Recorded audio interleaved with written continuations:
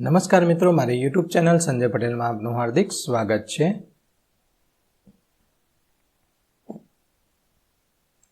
બાળ મિત્રો, આજે આપણે ધોરણ 4 વિષય છે પર્યાવરણ આસપાસ, તેનો પાઠ 13, પાઠનું નામ છે નદીની સફર।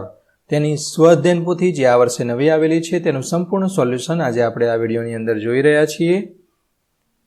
જે મિત્રો અમારી ચેનલમાં નવા છે, જેમણે હજુ સુધી અમારી ચેનલને સબસ્ક્રાઇબ નથી કરી, તે અમારી ચેનલને જરૂર સબસ્ક્રાઇબ કરે, વિડીયો લાઇક કરે, શેર કરે અને બેલ નોટિફિકેશન આઇકોન ઓન કરે, જેથી અમારા દરેક નવા વિડીયોની નોટિફિકેશન તમારા મોબાઈલની સ્ક્રીન પર મળી શકે।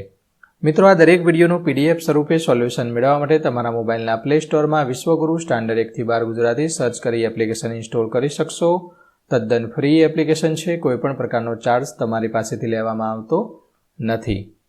જે મિત્રો અગાઉથી એપ્લિકેશન વાપરે છે તેને મોબાઈલમાં જઈ પ્લે સ્ટોરનું વર્ઝન અપડેટ કરી દેવા વિનંતી છે, જેથી અપડેટ વર્ઝનની અંદર ઘણા બધા નવા ફીચર્સ તમને વાપરવા મળી શકે।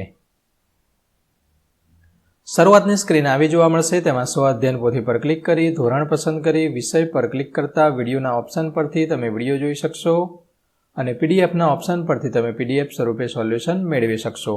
ખૂબ જ સારી એપ છે, એકવાર જરૂર ડાઉનલોડ કરીને જોજો।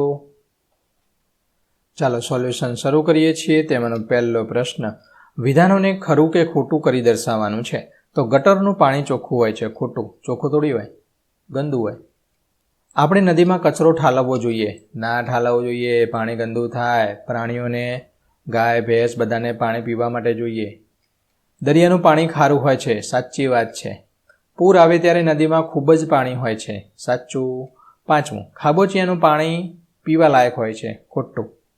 ખાબોચિયાનું પાણી પીવા લાયક ના હોય, ડોળું હોય, પી જ ના શકાય। પ્રશ્ન 2, ચાલો પ્રવૃત્તિ કરીએ। તમારા ગામ કે શહેરની નજીકની નદી કે તળાવની મુલાકાત લઈ નીચેની વિગત લખવાની છે। તો પાણીમાં થતી વનસ્પતિ, જેની અંદર કમળ, લીલ અને શેવાળ। જળચર પ્રાણીઓ, તેમાં દેડકો, મગર, કાચબો, જળબિલાડી। વૃક્ષોની વાત કરીએ તો બાવળ, લીમડો, વડ અને પીપળો। છોડની વાત કરીએ તો તુલસી, અરડુસી, કરેણ અને ઘાસ। પ્રશ્ન 3, વર્ગીકરણ કરવાનું છે। પાણીમાં જોવા મળતા સજીવો અને પાણીમાં જોવા મળતા નિર્જીવો। પાણીમાં જોવા મળતા સજીવો, તેમાં કાચબો, માછલી, બતક, મગર અને શેવાળનો સમાવેશ થાય છે। પાણીમાં જોવા મળતા નિર્જીવો, તેમાં કચરો, પ્લાસ્ટિક, હોડી, પથ્થર, રેતી અને લાકડાનો સમાવેશ થાય છે। હવે ટૂંકમાં પાણીમાં જોવા મળતા નિર્જીવો એ આપણે આ વસ્તુ આપણાથી થાય છે, એમાં કચરો છે, પ્લાસ્ટિક છે, અમુક રેતી તો ઓટોમેટિક બી આવે, અને લાકડું છે, કોઈ ફર્નિચર બનાવ્યું અને ખરાબ થઈ ગયું નાખી દીધું હોય, તો મેન જે આટલી વસ્તુ છે એ આપણે પાણીની અંદર અથવા નદીમાં નાખીએ છીએ ત્યારે આપણે પાણી દૂષિત કરીએ છીએ। આ આપણા હાથની વાત નથી, આ કુદરતે આપેલું છે।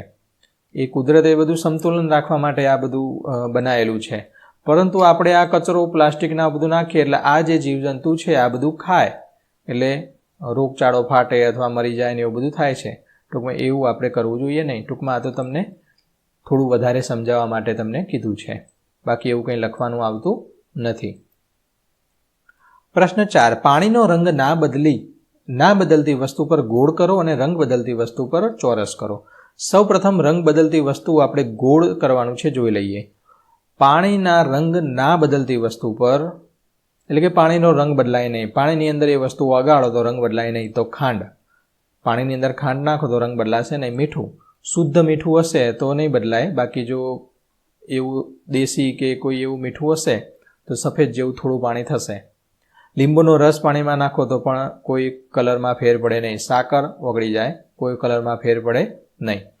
રંગ બદલતી વસ્તુ, તેમાં હળદર, દૂધ, દેશી ગોળ અને કેસુડાના ફૂલનો સમાવેશ થાય છે।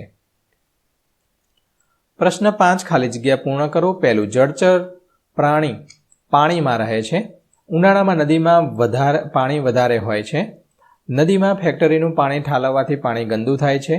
ચોથું, પાણીમાં પથ્થર નાખવાથી ડૂબે છે। અને પાંચમું છે, પાણીને ગંદુ થતું આપણે અટકાવવું જોઈએ। ગંદુ થતું અટકાવીએ એટલે શુદ્ધ ઓટોમેટિક થઈ જાય। પ્રશ્ન 6, પ્રશ્નોના જવાબ આપો। પહેલો પ્રશ્ન, નદીમાં પૂર કઈ ઋતુમાં આવે? સીધી વસ્તુ, વરસાદ પડે એટલે વધારે પાણી થાય એટલે પૂર આવે, ચોમાસાની ઋતુમાં. પ્રશ્ન 2, તમારા તાલુકા કે જિલ્લામાં આવેલી 2 નદીના નામ આપો.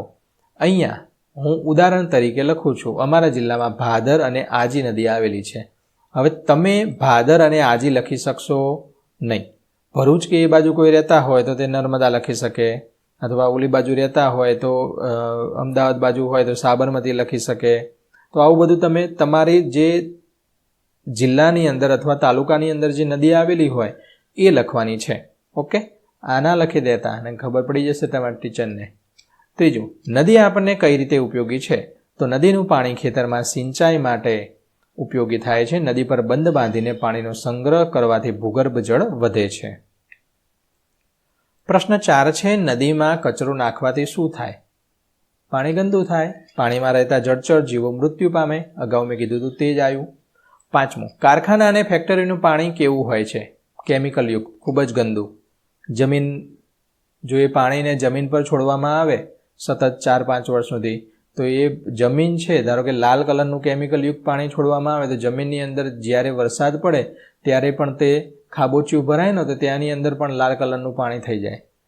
પાણી ના નાખ્યું હોય ને તો એવી જમીન ટૂંકમાં ખરાબ થઈ જાય. કહેવાનો મતલબ કે એની અંદર પછી પાક છે એ સારી રીતે ઉગી શકે નહીં.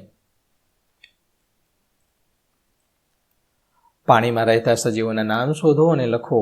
તો અહીંયા જળઘોડો છે, દેડકો, સાપ, માછલી, કરચલો, મગર અને કાચબો. આ જે આપણે પ્રાણીના નામ શોધ્યા છે એ તમારે અહીંયા બાજુમાં આ રીતે ખાલી જગ્યા છે એમાં લખવાના છે. પ્રશ્ન 8, પ્રશ્નના જવાબ આપો. પહેલો પ્રશ્ન, પાણી કઈ રીતે પ્રદૂષિત થાય? તો પાણી ઘણી બધી રીતે પ્રદૂષિત થાય છે. અમુક વખતે તો આપણને ખબર ના હોય તો પણ આપણે પાણીનું પ્રદૂષણ કરતા હોઈએ છીએ. જેમ કે લોકો પાણીમાં કચરો ફેંકે છે, પશુઓને પાણીમાં નવડાવે છે, ગટરનું ગંદુ પાણી તેમાં ભળે છે, કારખાનાઓનું કેમિકલયુક્ત પાણી સાથે ભળે છે, દવાઓ અને ખાતરોના ઉપયોગથી પણ પાણી પ્રદૂષિત થાય છે, માણસો દ્વારા વાહનો પાણીમાં ધોવામાં આવે છે જેથી પાણી પ્રદૂષિત થાય છે. બીજો પ્રશ્ન, પાણીમાં ગંદકી ના ફેલાય તે માટે શું કરવું જોઈએ? હવે પાણી કઈ રીતે દૂષિત થાય છે એ આપણે સમજી લીધું. હવે ગંદુ ના થાય તે માટે શું કરવું જોઈએ?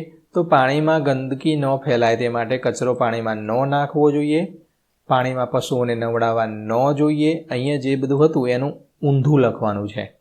કારખાનાઓનું કેમિકલયુક્ત પાણી નદી કે તળાવમાં ન ભેળવવું જોઈએ, ગટરના ગંદા પાણીનો યોગ્ય નિકાલ કરવો જોઈએ, પ્રદૂષણ ફેલાવતા લોકોને સજાની જોગવાઈ હોવી જોઈએ. દંડ અથવા જેલમાં પૂરી દેવાના, એટલે પાણી પ્રદૂષિત કરે નહીં એવો કંઈક નિયમ હોવો જોઈએ. એવો છે નહીં, હોવો જોઈએ. તો મિત્રો, અહીંયા આપણે આ સોલ્યુશન છે તે પૂર્ણ કરીએ છીએ. દરેક વિડીયોનું PDF સ્વરૂપે સોલ્યુશન મેળવવા વિશ્વગુરુ એપ ઇન્સ્ટોલ કરો. તદ્દન ફ્રી છે. કોઈ પણ પૈસા તમારે એપ્લિકેશન વાપરવાના આપવાના નથી. જે મિત્રો અગાઉથી એપ્લિકેશન આપણી વાપરે છે તેમને પ્લે સ્ટોરમાં જઈ એપ્લિકેશનનું વર્ઝન અપડેટ કરી દેવા વિનંતી છે. અપડેટ વર્ઝનની અંદર ઘણા બધા નવા ફીચર્સ તમને મળી રહેશે. ફરી મળીશું આગળના વિડીયોમાં. ત્યાં સુધી આવજો.